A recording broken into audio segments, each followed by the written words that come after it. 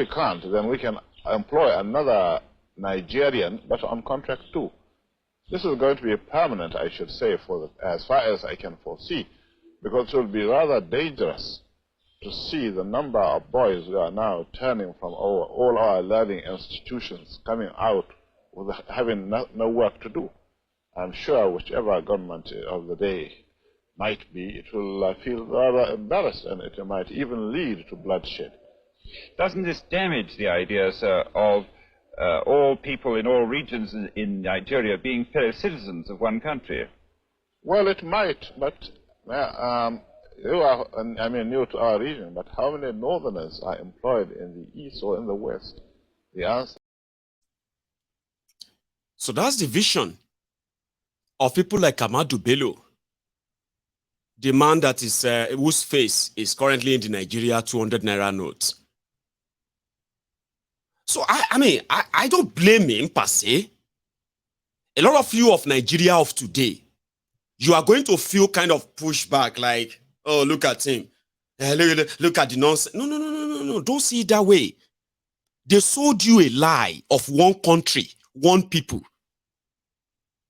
They sold you that lie. I have been saying this for a long time. A lot of you are battling with that in your head, in your mind, because the Nigeria you believe you know are those songs of one Nigeria, songs of great people Nigeria, great future, great kiniko, one that you are seeing people dancing, singing in Hausa, singing in Yoruba, in Igbo, things that are so joyous and, kind of mesmerizing, sort of, that you remember about Nigeria and you were like, oh, we were supposed to be great. Oh, the football teams. Look at the Super Eagles. Look at the Super Falcons. Look at the Super this. Look at the Super Elephanti and Super Ant and every other super things that they sold to us. But what they failed to do is that to actually genuinely institutionalize those things and make them fair. But it's never been fair. It's never been fair. They sold you a lie. The real Nigeria that this guy signed up for is the one that is, if you are representing the North first. Let the North take care of the Northern Nigeria problem and the people. The Southwest, Yoruba land, Yoruba first. And let the Yorubas take care of their own problems. And it was so healthy of a competition back then. So healthy.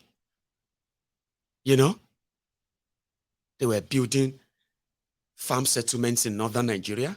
Amadu Bello. Granite Pyramid. This pyramid and right. In western Nigeria, there are farm settlements everywhere. Schools, hospitals, things that were more competitive. Go to eastern Nigeria where Okpara was reigning too. It was great. Competition, I'm talking, Baba. Then they started selling the idea of one Nigeria. All land belonged to government. Federal government of Nigeria.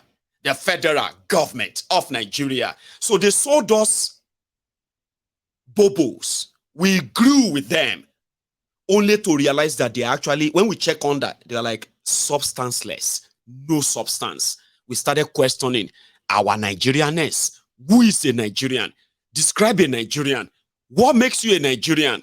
What are the rights of Nigerians? No idea. So, they sold us a lie.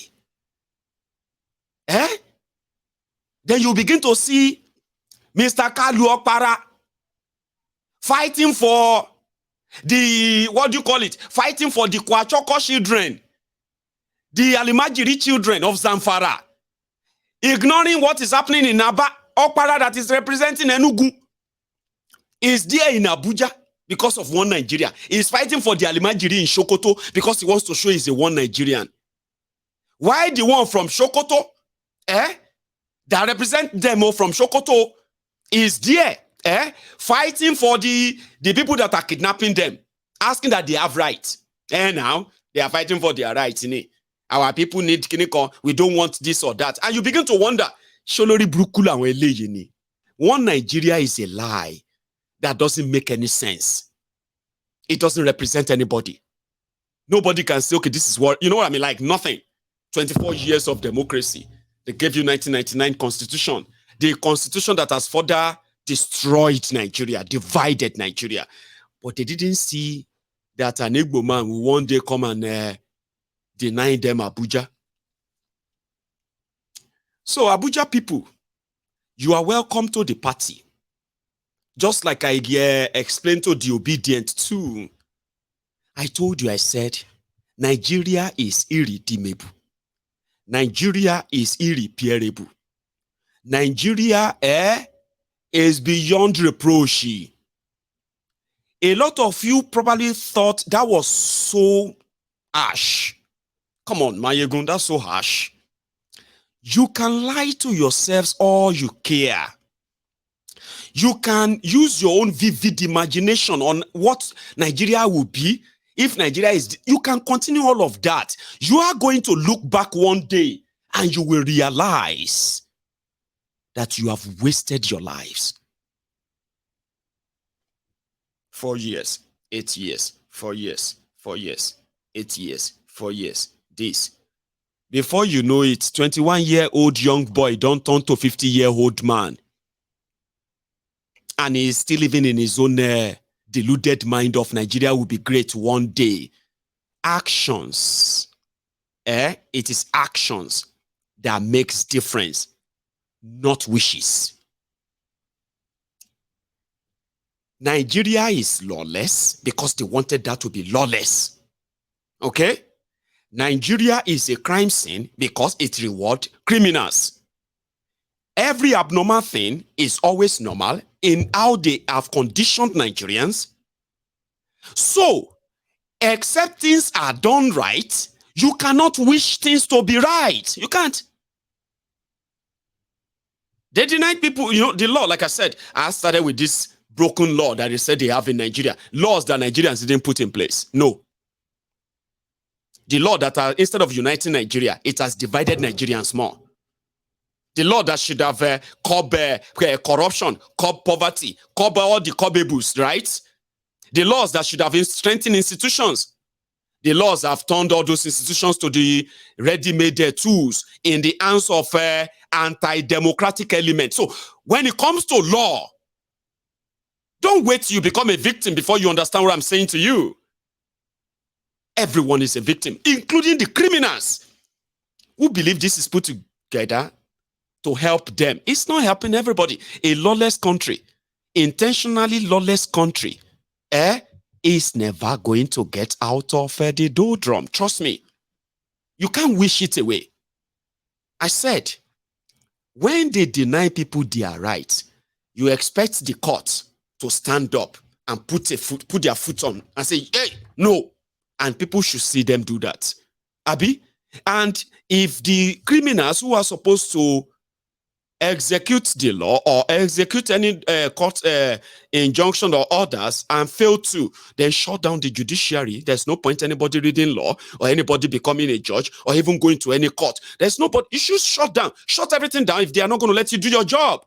But no, if you can't beat them, you join them. That is what Nigeria system represents.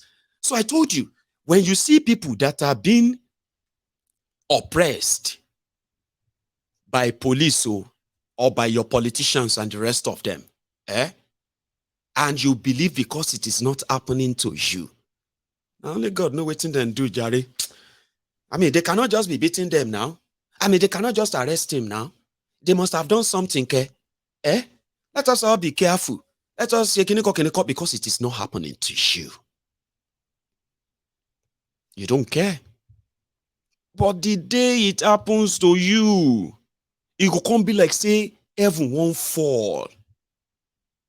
You cannot run a country by cherry picking your own laws, by cherry picking. What is criminal? When is it crime? Is it a crime? I mean, you can't run a country like that. That is why you have institutions. So if you have a corrupt institution, you have corrupt judiciary, you don't have a country. And you cannot pray your way to get one. No way. You can't pray to get one. No. Look at them. They said there is freedom of speech inside the Nigeria fraudulent constitution.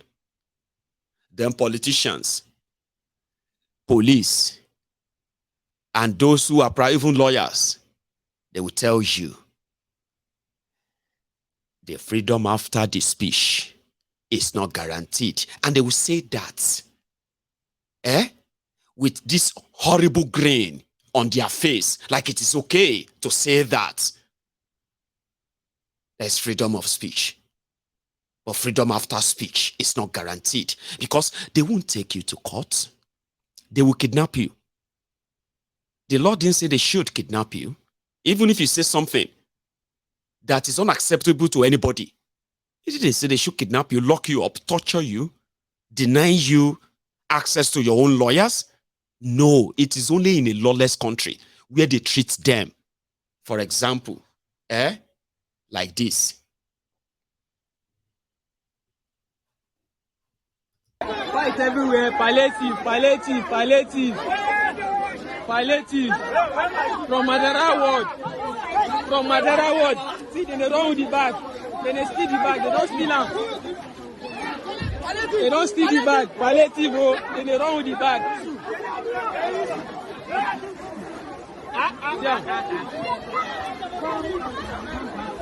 Share for grant. C'est our palliative. C'est our palliative. See palliative for grant. See palliative for grant. Auntie, you want? Take. Turn my own, turn my own.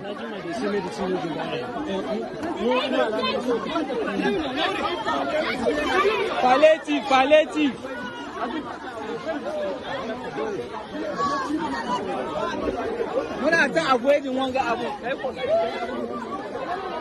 You see? So in a place where they treat them that way, and people who are responsible for that are never held responsible. Where they are cherry picking, they said, and they sold that to all of you. A lot of you, I don't know how to describe it again, but I'm going to just pass, okay? They are sided with the same rotten, corrupt system. And you watch the criminals.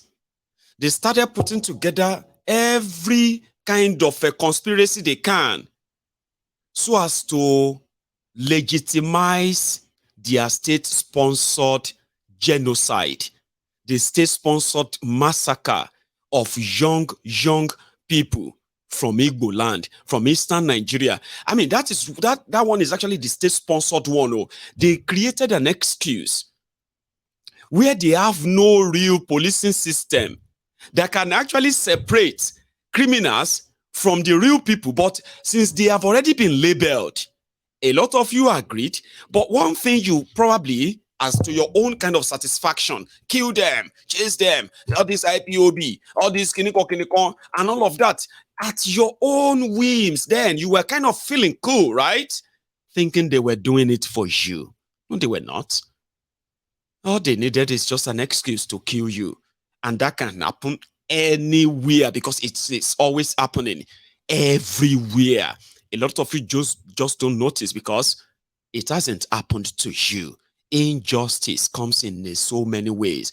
People have been subjected to this state profiling. They have been subjected to these state-sponsored killings for the past 9 years, at least, officially in Nigeria. And a lot of you just looked away. They deserve them. They took them to court. I mean, in places where they managed to take them to court, to that same judiciary, the same courts, discharged, acquitted, all the innocent people they dragged together, tortured, beaten, because they tagged them IPOB. While their own real criminals that they gave guns to, the political ushers and criminals in Eastern Nigeria that are wreaking havoc, that they do know, continue to roam the street, call them unknown this, unknown that. But a lot of you are kind of already swayed. These people, this IPOB are giving our region a bad name. because they are the ones who stop the constructions of road. They are the ones who stop the construction of markets, hospitals, schools. They are the ones who stop your politicians, right, from improving the economy of Eastern Nigeria. It was so easy. It was so convenient. IPOB is destroying our region. Oh, these IPOB people are making people to not go to our region. Oh, these IPOB people are kiniko. So they hid under that. And it was so easy for all of you to ignore and deny that every legal encounter that they have managed to face with that same corrupt Nigeria, they have trounced Nigeria. A lot of you are disappointed that they haven't even given the kind of judgment you want. How do you give judgment without evidence when you took somebody to court and you said he's planning to break the Biafrans away from Nigeria, and he's saying that he's going to bring a firestorm and all of that upon Nigeria if Nigeria decided not to let them go? And because of that, thousands of them have been killed quietly by the government of Nigeria. No responsibility. And inside their own courtrooms, they presented their broken phone, as evidence that Nnamdi Kanu brought equipment to Nigeria to come and break Nigeria. Broken phone to broadcast Biafra radio. It got so bad, they kidnapped him. You all saw that. You probably celebrated that. You probably laughed that day that the news broke. You probably scorned them. You didn't see that you were actually scorning yourselves. Yesterday's survivors, they are today's victims. Today's survivor, they are tomorrow's victims. The Nigeria rotten system and the consequences of it, is not sparing anybody. It is turn by turn, and it's going to come in different shapes, size, and forms. So a lot of you who saw the injustice then, it's kind of felt cool. Deal with them. The president of IPOB, the president of IPO, you were mocking them. Yet, the oppressors, they were keeping him as a trophy. I said, you see this injustice, you probably either kept quiet, you chose not to say anything, because I don't like that in Nnamdi Kanu. The way he talks, I don't like him. I mean, like, he's so divisive, he's so kiniko. I hate him. He deserves whatever is going on with him. Oh, I don't even know why they cannot even send him to life in jail. Nnamdi Kanu never hurt you. He is not the reason why Nigeria is what Nigeria has become. You know it. I mean, so you know this. Abi, in fact, it is the failure of your leaders that has given birth to Nnamdi Kanu, that has given birth to Sunday Igboho. It is the failure of your criminal leaders that has given birth to so many other people who are making demands today. You are not seeing it that way, but you want them punished by the same criminals who created them. How does that work? Well, the injustice, as they say, injustice anywhere, is injustice everywhere. Injustice to one, is injustice to all.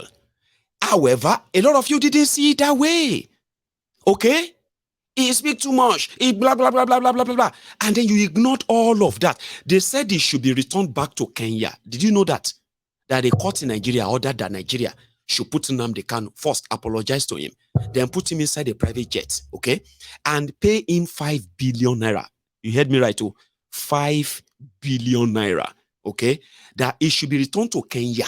Now, if Nigeria want to prosecute him, they should then make a proper request from Kenya, arrest him, process his extradition to Nigeria and bring him to Nigeria proper. Then they will try him. All of you saw that year. But it wasn't a satisfactory judgment, Abi. A lot of you were saying Nnamdi Kanu should have used IPOB as a political party. Take over the politics of Eastern Nigeria. Elect governors. Elect Kinekon. Elect Igbanawo. especially before 2023 election, a lot of you were so smart that your idea of how Nnamdi Kanu and IPOB should fight the injustice that they are talking about. All of you have the idea. Then you decided to channel all your energy into a political movement so that you can show to all of us that they should break Nigeria. Election can save Nigeria. To show to all of us that if Nigerians come together, you see, if Nigerians are ready, we can vote all of them out. And if they rig election, we can start a protest and then we can shut Nigeria down. These were the lyrically gbedu that a lot of you were singing before February 2023. I just thought I should remind you. Today, a lot of you have now experienced what injustice means more than you were before the February elections. Even though, if some of you are not physically there, mentally, psychologically, a lot of you were so disappointed that you were hurting. You were disappointed that the system, that you believe that you are more than them. Aisha Yusufu said, Nigeria doesn't need more activists. Nigeria needs more active citizens. And some other fancy words. Can you now look at the IPOB in the face and tell them that they should use political means to fight their struggle in a corrupt, rigged system called Nigeria? Would you still say same now? Do you still believe in your PVC? Do you still believe that you can actually get rid of these criminals in a system that they intentionally put in place? Do you still believe that? If you do, please send me a private message, okay? I have this very big ocean I want to sell. I haven't told everybody. It's located somewhere you might be interested too. Yes, a very big ocean. I want to sell it. It's somewhere. Send me a private message. Life, they say, is a teacher. The more you live, the more you learn. In the book, that famous book, 48 Laws of Power, there is a law there that says, choose your enemy carefully. Do not offend the wrong person. When you want to fight, try to know your enemy. If you are fighting Nigeria's system, you need to understand it. And if you want to fight Nigeria's system, you must know that you will be fighting yourselves too. As a Yoruba man, I have been at the forefront of those who have been calling out the criminals in Yoruba land, who have been using the Yorubas as a meal ticket to the dining table where they are sharing the destiny and the lives and the future of Nigerians. I have never stopped talking about them to some Yorubas. That is pretty much unacceptable. Are you not a Yoruba man? Must you come out and say all of this about your leaders? Are the other people saying the same thing about their leaders? Have you seen the Igbos talk about their leaders like this? Have you seen the Hausas talk about their leaders like this? Mayegun, why are you always talking about? We know they are very bad, but at least let us always respect them, because I have chosen it differently. If you want to fight Nigeria's system, you would fight yourself. You must be ready. And that's what Nnamdi Kanu did. He knows the system. But a lot of you didn't know him. And a lot of you don't even want to know him. You just chose the narrative given to you, because the narrative Nnamdi Kanu is pushing is so alien to a lot of you. It is so alien to that idea of Nigeria you grew up knowing. And I understand it is war that a lot of you are battling with in your mind. Would this Nigeria you know suddenly no longer exist? Would the Nigeria you grew up in The dream that you had about Nigeria, does that mean that they are not going to happen? And all of that, I understand. But it is true they're not going to happen. No, not this way. Not this way. They know it.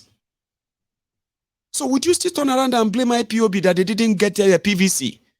When you saw them, perpetrated the worst of the worst electoral violence or electoral haste, a lot of you are still in shock today. Then you can't enter court. The court started playing you. Now you know better.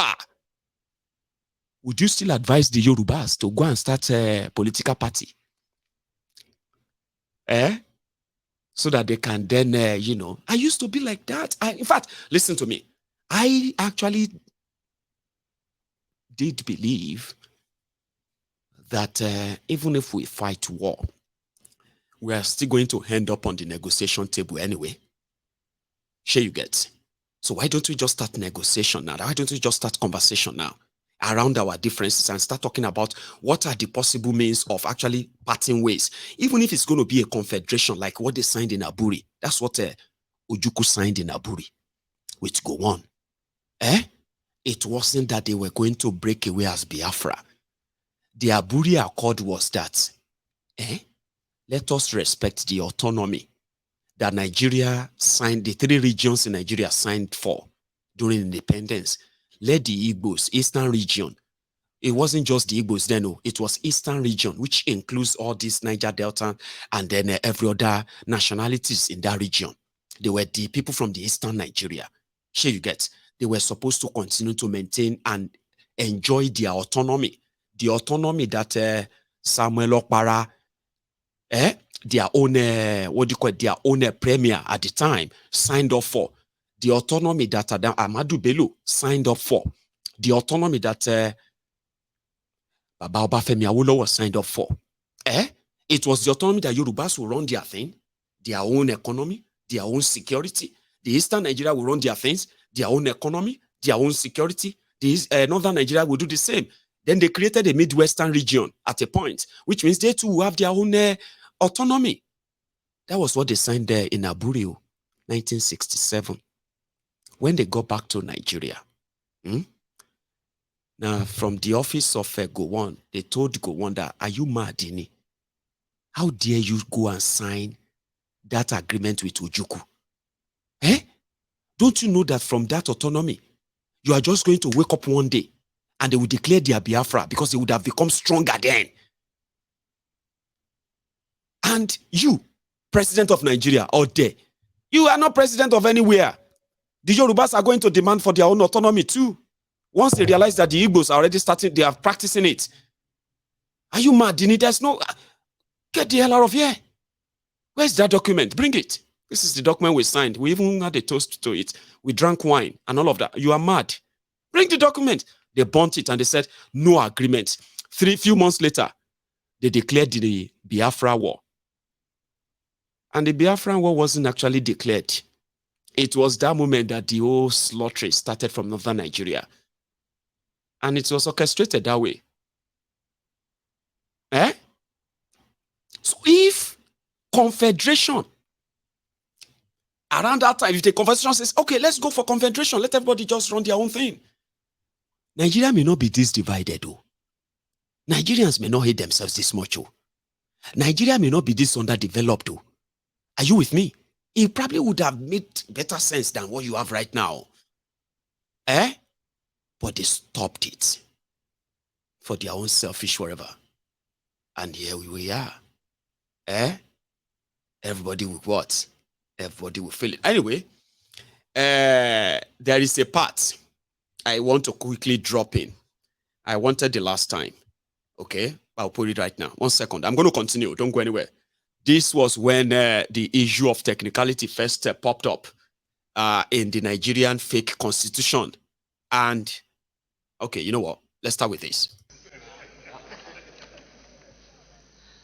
My Lord, the Senate President has restricted us to 2 questions, but I will just take 1 question, very small one, and then an advice. My question is on the philosophy of the Supreme Court. My Lord, in 2018, Akeredolu versus Abraham, I can quote the Supreme Court, if you permit me. The Supreme Court said, technicality in the administration of justice shuts out justice, and went further to say that it is therefore better to have a case heard and determined on its merits than to leave the court with the shield of victory obtained on mere technicality. This Supreme Court. So we're very happy with that. But my Lord, just a few weeks ago, the Supreme Court also said, and I quote, the correct order to make is to declare the judgment of the trial tribunal a nullity as a result of one of the panelists not sitting on a day proceedings were held. And so Nigerians are really worried. Where would this Supreme Court be situated? We would like to know from you, under you, where justice will be. Not by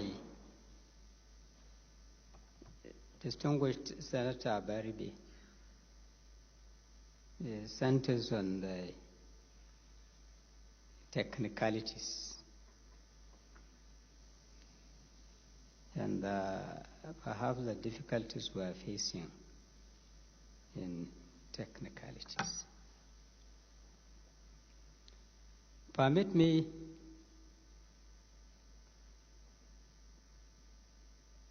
distinguished President and the senators to say that what is a technicality?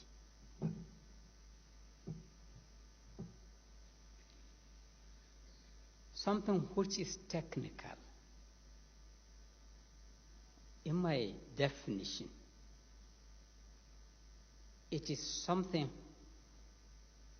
that is not usual, that may sometimes defy all the norms. No. I'm so sorry. The audio is poorer than I thought. I'm going to work on it. That's a Tanko technicality, explaining the technicality of the law and comparing that with a plane and then a driver and all of that. Okay, so I'm sorry. I thought it would be louder than that. So there's no point in staying on too long. Okay. Now going forward, like I said, to those of you who were then choosing which what do you call it? Which victim? Sorry, no, not victimhood. You know, which of the laws or which of the injustice you would kind of accord the right name as injustice. Nnamdi Kanu is locked up today, okay? Because even some of you felt like if Nnamdi Kanu was to be released before your elections, it would have made it impossible for Peter Obi to win. The people destroying people also felt like the same thing. That, in fact, APC, Egbekegbe, was planning to release him so as to stop your vote in Eastern Nigeria. Now, like I said, a lot of you were cherry-picking what is justice and what is injustice. Remember? Until February 25, when millions of you now experienced the first-hand real injustice. The one that, apart from the one you actually encounter every day of your life, the injustice an average Nigerian encounter every day of their lives, right, can best or better be imagined. But you see this particular one, a lot of them put all of their disappointments. A lot of you put all of your frustration. A lot of you said, now like this, you go press your thumb on the day of election. Now like this, I go vote for Obi. I go shake kiniko. Now all of that got truncated by a rotten system that doesn't give a damn about any process or what have you. And a lot of you today are so angry, very angry. Be honest, though, you are very angry. Now, do you see what it feels like, to be an IPOB member or to be an Igbo man caught in the web of the conspiracy of Nigerian government in eastern Nigeria, and yet you can't even explain yourself to anybody. Nobody wants to listen to you because you have already been condemned even before you open your mouth. Today, the level at which they are gaslighting the obedient, they want to make it so bad that it will get to a stage that for you to even say, thank you, for you to even say you are an obedient, it will be like you are calling the mob. It's like setting yourself on fire. That's exactly where they are going. Today, everything that is wrong with Nigeria, they are working day and night to blame it on you. And a lot of you, after being rigged out, after being robbed at the judiciary, your anger has kind of quadrupled. You are more angrier now. But another thing is that you are even more angrier that you are being gaslighted. And it seems nobody wants to listen to you. Have you not felt that way? I mean, if you're an obedient watching me right now, are you not feeling that way already? Like, okay, what are we going to do now? Who should we now talk to now? Are you not feeling frustrated now that they are turning blue to black in your right very eyes? They are changing the narrative of what really happened to something else. And here you are doing your best to say, no, this is what happened. This is wrong. This is a lie. This is a that. Do you see how that feels? That is Nigeria. Oloye Sunday Igboho was like me and you, just me and you. We hear about Nigeria. We just feel like since it no concern me, since it no concern my family, it hasn't affected us. So what is it? Well, God will help them, Jare. Since it is not happening to me, Oloye Sunday Igboho was just like every one of us. He was doing his own business. He was running his family. He was doing his own thing. He wasn't under any threat. He wasn't under any economic threat or any terrorist threat anywhere. He was capable, still capable to keep himself and his family safe, at least to the best of his own ability, under the circumstances that you have found yourself in Nigeria. People screamed and cried to him, save our soul. We are dying in silence. Every authority we reported our situation to, they've turned deaf ears, or they have turned their blind eyes. Help us, please. Majasola, Joe, one power, Joe, Shanuwa. Igboho decided to go into his own inner room. He looked at everything he has, what he has been blessed with, possibly family, children, houses, this or that.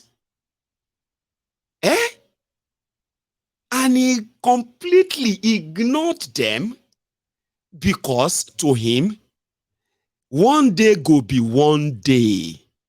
When the people that are killing the helpless people have no helpless people to attack or kill anymore, now you will be say you feel untouchable, go be next.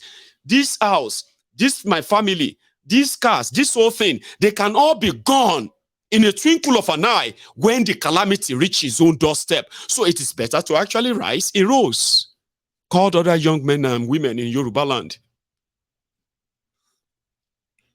Remember, he did not come out to say, I am looking for who to save.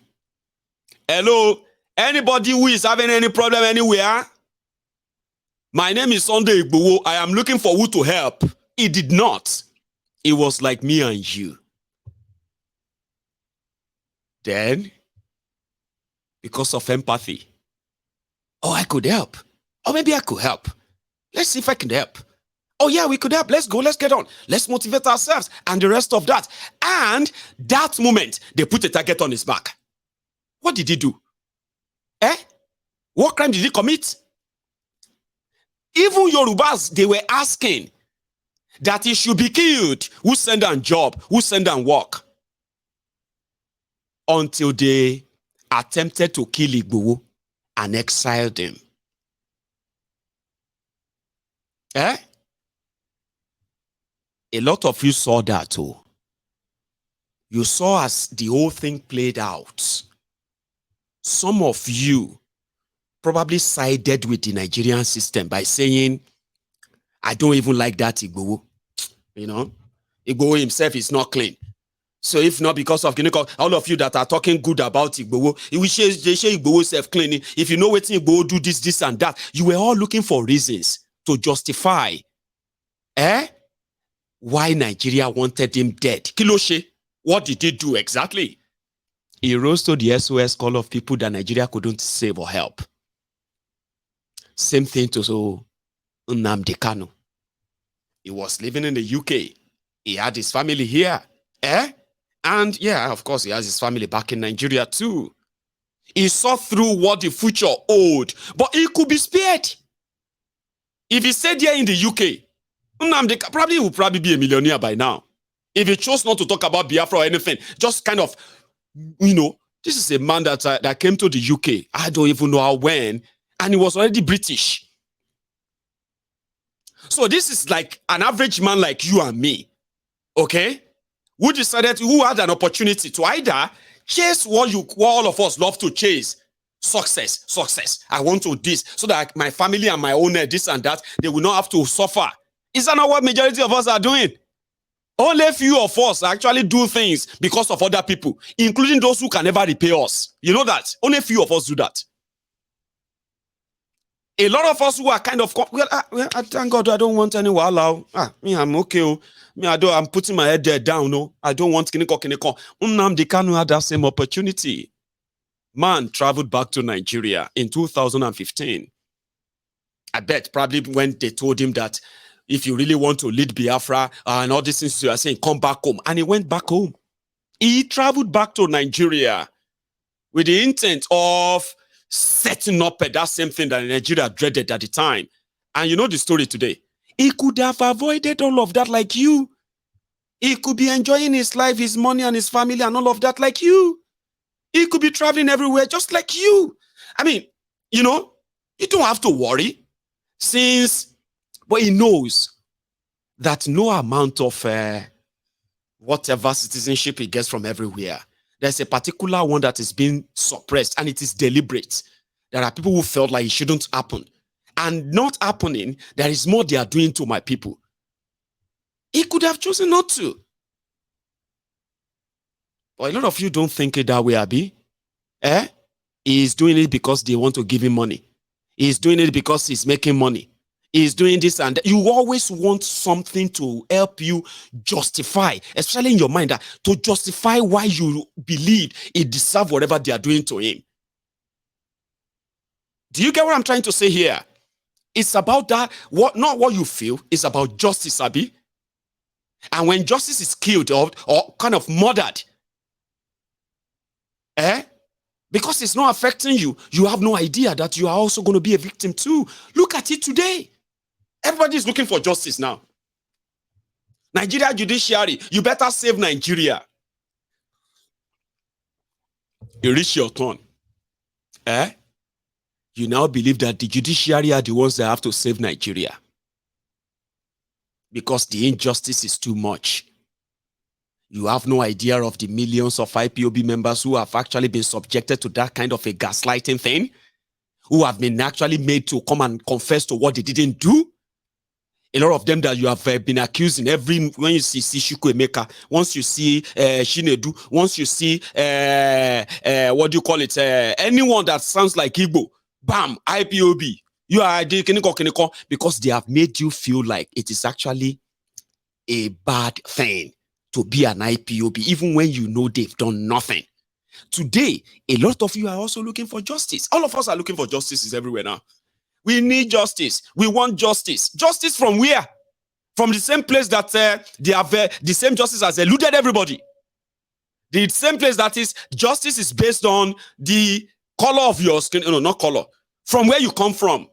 That's how you get justice, or how much is in your pocket. How much doesn't really matter more than where you come from, by the way. I'm just saying, I'm not trying to make you feel bad than you already feel. But when you compare all these things, they are the same. You didn't feel so bad when they try to kill Igbo because it's none of your business. Who send them work? You didn't feel bad that there is a subsisting court judgment, not order, judgment, that said Nnamdi Kanu should be returned back to where they kidnapped him from. And it's almost, it's over a year now. You didn't feel bad because to you, but right now, a lot of you are feeling terribly, terribly, terribly bad that the judiciary is about to finish Nigeria. Which is true. It is, but they didn't start today. And that is why I told all of you that you may have your own disagreements. You may have all your own arguments and all of that. You are Nigerians. You are typical Nigerians. I understand. But you also need to give yourself time to observe things from other wider perspectives so that you can understand where everybody is coming from before you make your own position known. Not from that narrow, myopic, lens where all know that a lot of you are conditioned that way. You will never get the true picture and you will never give a true opinion. Now, the injustice has spread. It's going to spread more. Tifnumbu is also going to suffer injustice too. It's just a matter of time. Boko Haram that traumatized the entire country, impoverished the entire country, right? He is also going to suffer some injustice too. It is turn by turn. It's just that how you go suffer and how you go recover from is going to be different this time. Yeah? So I thought I should give that my TED talk when it comes to this justice thing or justice that. I hope that goes well with you in a way that today you can see that all of us are becoming the same now. We all have something to ask for, or to demand for from the rotten system in Nigeria. So maybe by now, after your Supreme Court as well, all of now influencers and the rest, maybe Una should start promoting the conversation around national sovereign conference where all Nigerians will come together and actually discuss if they still want to be together or they don't want to be together anymore. That national convo must not have any kind of no-go area this, no-go area that. You know what I said? Maybe when you begin to educate like you did for Obi, begin to educate yourselves that elections can't save you. Preparing for 2027 is like, it's like repeating the same thing again and again and expecting a different result. You cannot win against a rigged system. I don't know the scientific name or description I have to give to you to make you understand that you cannot win against a rigged system. And repeating that again and again is not a sign of smartness. It's not a sign of intelligence. It is a sign of a lunacy, a sign of madness. Go and read your book. Doing same thing again and again and expecting a different result is a symptom of a madness. Read it. You can't. Maybe when you begin to explain to average Nigerians that before any elections happen in Nigeria again, if there will be any, that trashy constitution must be trashed, and a conversation around a true nation where everybody's interest is in fact addressed. All this Sharia, that, addressed. All this resource control and this independent, autonomy, this addressed. The breakaway and all those things should be addressed. You cannot pray your way out of them. Close your eyes and let us pray cannot save you. And it's not a mockery of your faith. No, it is the reality. So maybe you guys can begin to, because you don't have court. And once you don't have court that can interpret laws, you don't have a country. You have a banana republic. Take a listen. In that same their court, apart from you obedient and the rest, okay, there are other dramas taking place in those courts. The Nigeria tribunal, presidential tribunal, said all of the evidence of fake certificates, forgery and perjury against Ifnumbu, they are pre-election matter. It no concern them. Even though the law says anybody will forge certificate to run for office, now 10 years in jail. But they said, well, even at that, they cannot use the evidence. Somebody submitted a fake certificate from a university in Chicago to INEC, and evidence is there. They said, no, we can't use it because you didn't submit the evidence in time, which is also a lie. Now, that same rotten system, Baba, is where, in fact, I have a video. I'll show you that one first before I continue, because I go forget. One of our main resources is oil. We're the largest oil refinery in the world. So we buy oil from Nigeria and we refine them and we sell it back to Nigeria. Yeah. So, you know, that's basically what we do. So we are one of the largest oil refineries in the world. Right? Because we have no natural resources whatsoever. You know, if somebody tells us, you know, we even buy our water. We buy water from Malaysia. We buy crude water from Malaysia. We desalinate them, we purify it, and we sell it back to Malaysia. Don't judge us. We need to make some money somehow. So, you know, all our cars have a lifespan of 10 years. After that, we either scrap it or we resell it. We sell it to places like Indonesia, Ghana, we sell it to Nigeria, and all this. So these are the people that will come and buy our 10-year car. What they do is they modify it. You drive on the left hand, right? Right, so, but ours is on the right hand. So they purchase this 10-year car, right? With a lifespan of 10 years. They buy this car and they modify it and they sell it super expensive in your country. So Nigerians. So inside that same their court that said, if you forge a certificate, you go to jail. So the tribunal said it's pre-election. But in other places, especially in Imo State, the tribunal, this same nomination, I'm gonna